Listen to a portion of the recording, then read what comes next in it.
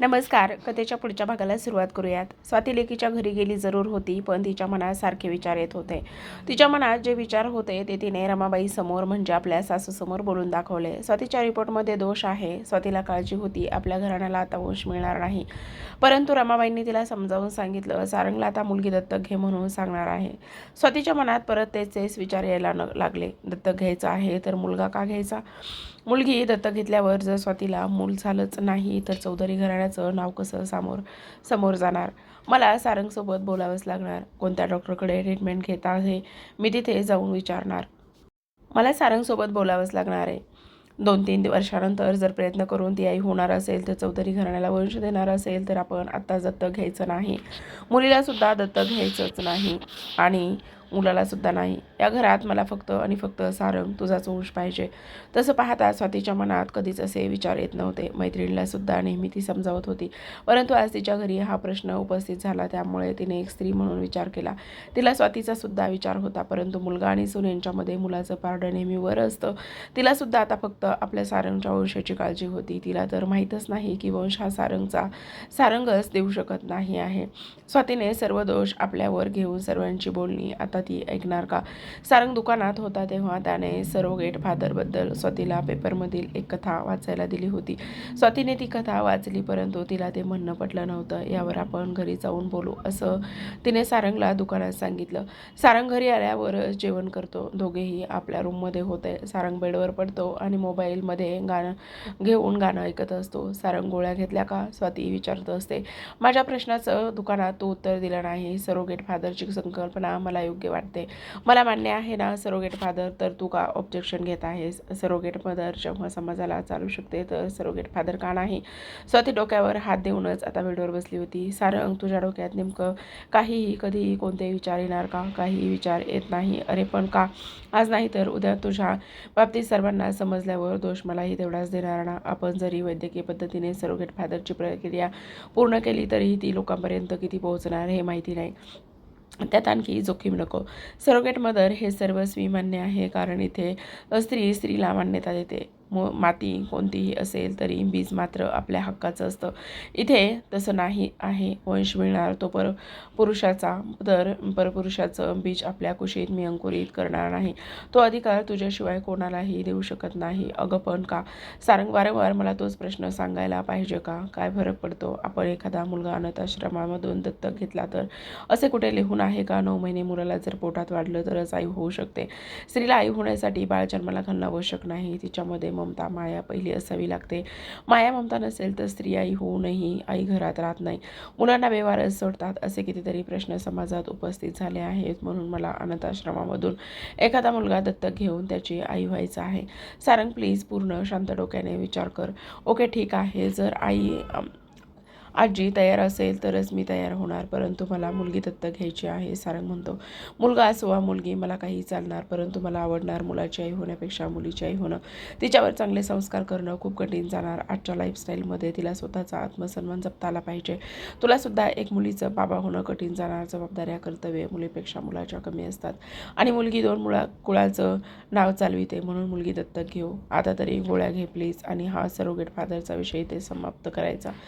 स्वाती तू प्रत्येक गोष्ट आपल्या बाजूनेच करून घेते, कारण मला माहिती आहे सरोगेट फादरची गरज पडणार नाही.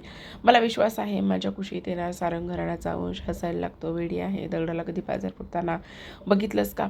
सारंग तुला तसं वाटतं. भक्ती आणि शक्तीवर विश्वास आहे. चमत्कार कधी होऊ शकतो आणि तो चमत्कार घडणार.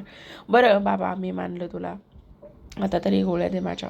स्वाती हातात गोळ्या देते. सारंग मोबाईल बाजूला ठेवून गाणं ऐकत स्वातीच्या जवळ जातो. तिने छान नाईटी लावली होती. गोळ्या घेतल्यावर सारंग आता कसा वागतो हे तिला चांगलंच माहिती झालं होतं.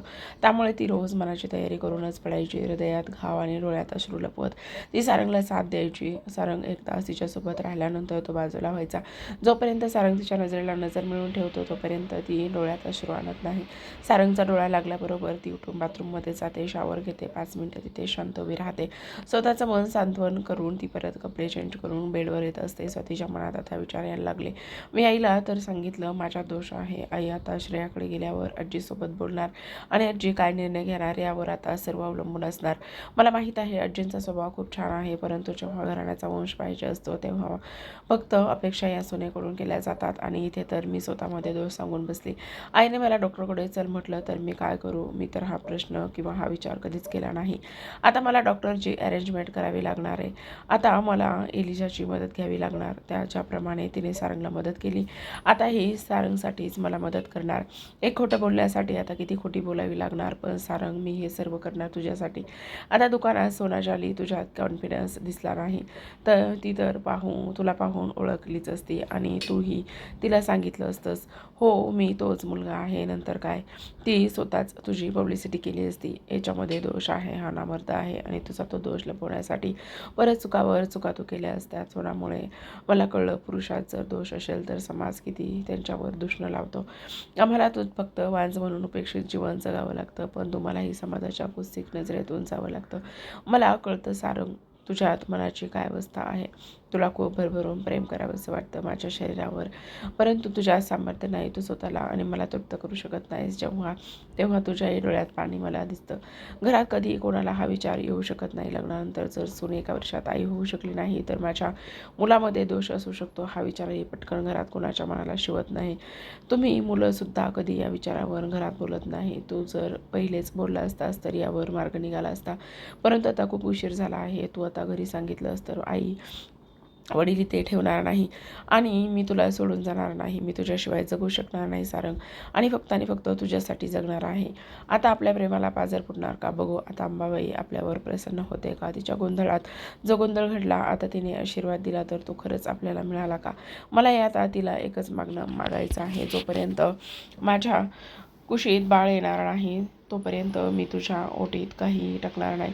तू माझी ओटी भर तरच मी तुझी ओटी भरणार. स्वाती विचार करत डोळे मिटते. स्वातीने केलेला संकल्प अंबाबाई पूर्ण करणार का? स्वाती घरी आल्यावर परत काय होणार ती समजून घेणार का? स्वातीला का सुरू होणार परत एक नवीन वादळ? कधी रमाबाईच्या घरात घडले नाही. सासू सुनांमध्ये क्लेश द्वेष त्यांची आता सुरुवात होणार का? रमाबाई सर्व सांभाळून घेणार का? स्वातीला रमाबाईंनी तर समजावलं होतं जे होईल ते आपण आनंदाने स्वीकारायचं. सारंगची इच्छा आहे ना तर आपण बाळ दत्तक घेऊ. आता स्वातीला रमाबाईचे विचार पटत नव्हते. डॉक्टरने सांगितलं आहे 2-3 वर्षानंतर ट्रीटमेंटमध्ये फरक पडला तर स्वातीला मूल होऊ शकतं. तर आत्ताच आपण का मूल दत्तक घ्यायचं, तेही मुलगी दत्तक घ्यायचा विचार सासूबाई करत आहेत. श्रेयाच्या घरी असूनही स्वातीचं मन मात्र आता आपल्याच घरी लागलं होतं. श्रेया सर्वांना घेऊन अंबाबाईच्या मंदिरात दर्शनाला जाण्यासाठी निघाली. अमरावतीचं अंबाबाईचं मंदिर म्हणजे साक्षात जागृत देवस्थान. याबद्दल एक कथा आहे. यशोदेला मुलगी झाली आणि देवकीला आठवलं मूल. वसुदेवाने त्या मुलीला गोकुळात नेऊन ठेवलं आणि यशोदेची मुलगी परत आपल्यासोबत कारागृहात घेऊन आला. जेव्हा कंसाला माहीत झालं देवकीने बाळाला जन्म दिला तेव्हा तो दाईबरोबर कारागृहात हजर झाला. दाईने देवकीजवळून ते बाळ आपल्या हातात घेतलं आणि बघितलं तर ती मुलगी होती.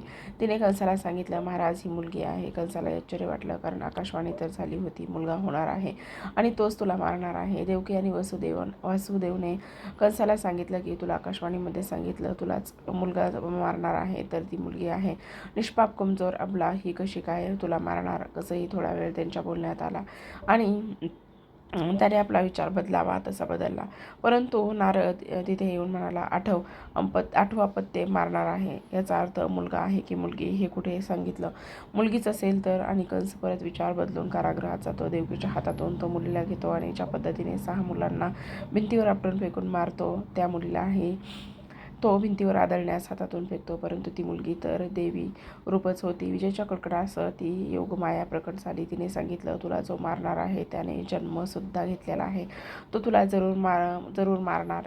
योगमायेला नंतर परमेश्वराने आज्ञा दिली तू अमरावतीला जाऊन स्थायिक व्हावं. तिथे तुला अंबाबाई म्हणून भाविक तुझी मनोभाविक पूजा करतील. तू भक्तांचं दुःख दूर करून त्यांना त्यांचं इच्छितच फळ देशील.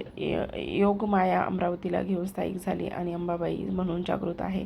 खूप सुंदर असं मंदिराचं बांधकाम आहे. रमाबाई आणि स्वाती ओटीचं सामान घेतात आणि ते मंदिरात प्रवेश करतात. स्वातीच्या मनात मात्र आता आपल्या घराण्याचा वंश कधी येणार याकडे लक्ष लागलेलं असतं. त्यात तिची काही चूक नव्हती. एक आई अंबाबाई आपल्याच मुलाचा विचार करणार, स्वाती आई होणार नाही ही सल तिच्या मनाला टोचत होती. ती स्वातीचा मनात थोडा राग करते. रूप असून काही फायदा नाही, घराण्याला तू वंशच देऊ शकत नाही. स्त्रीचा स्वभाव प्रकृतीने जन्मजात दिलेला आहे. माया ममता तिच्या हृदयात आहे, तरी द्वेष, मत्सर आणि तिरस्काराचं बीजही तिच्याच काळजात आहे. फक्त त्याला पालवी फुटायला एक कारण लागतं आणि स्वातीच्या काळजाला मात्र ते कारण आता पुरेसं मिळालं होतं. रमाबाई ओटीचं सामान पुजाऱ्याला देतात. पुजारी ओटी अंबाबाईच्या पायाजवळच ठेवतो. स्वातीचं लक्ष नाही हे रमाबाईंना जाणवलेलं असतं. ती तिला म्हणाली, स्वाती लक्ष कुठे आहे ग तुझं? ओटीचं सामानही तू दिलं नाही. पुजारी मात्र त्यांना हळद कुंकू लावूनच त्यांच्या पदरात थोडं तांदळाचे दाणे टाकत असतो. तेव्हा स्वाती पुजाऱ्याला म्हणत असते, अंबाबाईला मला मागणं मागायचं आहे, मला नवस बोलायचं आहे. त्यासाठी कोणती अशी वेगळी पूजा आहे का? ताई, तुम्ही मनातील इच्छा बोलून दाखवा. जेव्हा ती इच्छा पूर्ण होणार तेव्हा अंबाबाईचं कुंकू मार्जन करून घ्या आणि तिची खणा नारळाने ओटी भरून घ्या. तसेच तिचा अभिषेकसुद्धा तुम्ही करू शकता. आम्हाला आता नाही करता येणार का? स्वाती विचारते. करता येतं, परंतु नवस पूर्ण झाल्यावर केला तर त्यांचं समाधान आपल्याला मिळतं. स्वाती डोक्यावर पदर ठेवून अंबाबाईजवळ मागणं मागते. माझ्या सारंगचा वंश घरात येऊ दे, त्यासाठी मी वाटेल ते करेल. स्वाती आई होऊ शकत नसेल तर मी सारंगचं दुसरं लग्न सुद्धा लावून देणार. माता, मी एक स्त्री आहे, मला कळतं स्वातीची मनस्थिती, परंतु आपल्या घराच्या कुलदीपकासाठी, आपल्या घराच्या वंशासाठी मला निर्णय घ्यायचा असेल तर मी नक्की घेणार. यासाठी स्वातीला त्रास होणार, माझ्याकडून काही चुका होणार, तरी माता तू त्या पदरात घे. खूप वेळपर्यंत स्वाती अंबाबाईच्या समोर नतमस्तक होऊन तिला मागणं मागत होती. रमाबाई तिच्याकडे पाहत होती. स्वातीच्या मनात काहीतरी वेगळंच चालू आहे. जेव्हापासून स्वातीने तिला सांगितलं मी आई होऊ शकत नाही, स्वातीच्या स्वभावात फरक पडलेला आहे. आता आम्हाला घरी लवकरच जावं लागणार आहे. आज सायंकाळी आम्हाला निघायची तयारी करावी लागणार आहे. स्वातीला आता समजावं लागणार, अगं पण आपण स्त्री असून का दुसऱ्या स्त्रीचा असा अपमान करतोय? तिच्या मनाची द्विधा परिस्थिती काढावी लागणार. स्वाती, मी तुला कधीच चुकीचं पाऊल उचलू देणार नाही. मला माता स्वातीने काय मागितलंय हे मला माहीत नाही, परंतु मी स्वातीला कधीच चौधरी घराण्यातून बाहेर पडू देणार नाही. अंबाबाईने तू मला सांगितलं की हीच मुलगी चौधरी घराण्याला एकजूट करून ठेवणार. तुझे संकेत मिळाले म्हणूनच तर मी सारंगसाठी स्वातीला निवडलं ना. तू काहीतरी ठरवलं असणार. आता तूच आम्हाला योग्य मार्ग दाखव. माझ्या नासुनेवर कोणताही अन्याय करू नकोस. आमच्याकडून कोणतंही चुकीचं पाऊल उचलू देऊ नकोस. सारंगच्या संसारात बाळाची चाहूल लागली तर आम्ही पण येऊ परत इथे कुंकुमार्जन करायला आणि अभिषेक करायला. माता, आवश्यक नाही, ते बाळ स्वातीच्या कुशीतूनच आलं पाहिजे. तू जगज्जननी आहे, तूच आता योग्य मार्ग दाखव. रमाबाई सुद्धा नतमस्तक होऊन अंबाबाईला नमस्कार करते. ओटी भरून रमाबाई मंदिरातून बाहेर निघत असते. बाहेर निघाल्यावर स्वाती बाकावर शांत डोळे लावून बसत असते. तिच्या जवळच एका बाजूला एका बाकावर छान कपल बसलं होतं आणि त्यांच्याजवळ एक छान गोंडस मुलगी होती. ती रमाबाईकडे पाहूनच हसत असते आणि तिला आजी म्हणून आवाज देते. आजी हा शब्द ऐकताच रमाबाई हसायला लागते. ती त्या मुलीला आपल्याजवळ घेते. ती मुलगी रमाबाईच्या चेहऱ्यावरून हात फिरवत असते. स्वाती पकडते का गं मुलीला? किती गोंडस मुलगी आहे, रमाबाई म्हणाली. परंतु स्वातीला तर आता फक्त आणि फक्त सारंगच्याच मुलीला पकडायचं होतं. रमाबाईच्या शब्दांकडे लक्ष देत नाही आणि देवीचा मंत्र म्हणण्यास सुरुवात करते. रमाबाई त्या मुलीला थोडा वेळ आपल्याजवळ ठेवून तिच्या गालाची पापी घेते आणि त्या बाळाला तिच्या आईकडे देते. ते दोघेही तिथून निघून जातात. ते निघून गेल्यावर स्वाती मात्र डोळे उघडत असते. आई, जायचं का इथून? हो, चल निघूया आपण. रमाबाईच्या लक्षात आलं, बहुतेक स्वातीला मुलगी दत्तक घ्यायचा विचार पटलेला नाही आहे, म्हणून ती या मुलीला सुद्धा हात लावला नाही. आत्तापर्यंत रमाबाईने कधीच स्वातीवर अविश्वास दाखवला नव्हता. दोघी खूप मनमिळावूने एकमेकांशी बोलत होत्या, परंतु आज मात्र परिस्थिती काही वेगळी दिसली होती त्यांना. स्वातीला फक्त आता सारंगची चिंता होती. सारंगचा वंश चौधरी घराण्यात पाहिजे. अंबाबाई, कठीण दिसते परिस्थिती, आता तूच आम्हाला यातून मार्ग दाखव ग बाई. रमाबाई नमस्कार करून मंदिराच्या बाहेर पडतात. श्रेया सुद्धा आजींचा हात धरून समोर जाते. श्रेयाच्या मनाची घालमेल तीच होती. मॉमच्या विचारात बदल पडला आहे. वहिनीला बाळ होणार नाही ऐकताच आता ती सासरू करणार नाही ना. मी माझ्या मॉमचं हे रूप नाही पाहू शकणार. अंबाबाई, दादा खूप प्रेम करतो स्वाती बहिणीवर. एक मूल झालं नाही म्हणून स्त्री राहत नाही का? जोपर्यंत आई होत नाही तोपर्यंत स्त्री ही अपूर्ण असते. का हा कलंक समाजाने स्त्रीला लावला आहे? श्रेयासुद्धा आपल्याच विचारात समोर आजीला घेऊन निघत असते. रमाबाई श्रेयाला म्हणाली, आम्हाला आज सायंकाळी निघावं लागणार आहे बाळा. आजी राहा ना गं 2 दिवस आणखी. अगं नाही, तिकडे पण लक्ष द्यावं लागतं ना गं. सारंग दुकानात जातो, तो एकटाच तिथे दुकान सांभाळत आहे. स्वाती आहे त्याच्याबरोबर, तरी इथे राहणं आवश्यक आहे. ठीक आहे आजी, श्रेया म्हणाली. परंतु स्वाती काहीच बोलत नव्हती, म्हणजेच तिची आई. स्वाती, आजच निघायचं का गं गावाला? सासूबाई, तुम्ही ठरवलं आहे तर आपण आजच निघूया. मॉम, तू आजीला अशी का म्हणाली? अगं तू नेहमी सासूबाई नाही म्हणत, आई म्हणते ना. सॉरी आई, आजच निघू. श्रेया आता विचार करायला लागली. स्वाती वहिनीला आई मनाने स्वीकारत नाही आहे. श्रेया घरी येते, स्वयंपाकाची तयारी करायला लागलेली असते. स्वाती तिला मदत करत होती, पण ती खूप शांत दिसली. मॉम, इथे शांत आहे याचा अर्थ मनात काहीतरी शिजत आहे. मला सारंगदादाबरोबर बोलावंच लागणार आहे. दुपारचं जेवण आटोपल्यावर रमाबाई आणि स्वाती सर्वांचा निरोप घेऊन गावाकडे येण्यास निघालेल्या असतात. तर प्रेक्षकांनो, काय असेल स्वातीच्या आयुष्यामध्ये नवीन वादळ, जाणून घेऊयात कथेच्या पुढील काही भागामध्ये. तोपर्यंत तुम्ही चॅनल सबस्क्राईब करा. धन्यवाद.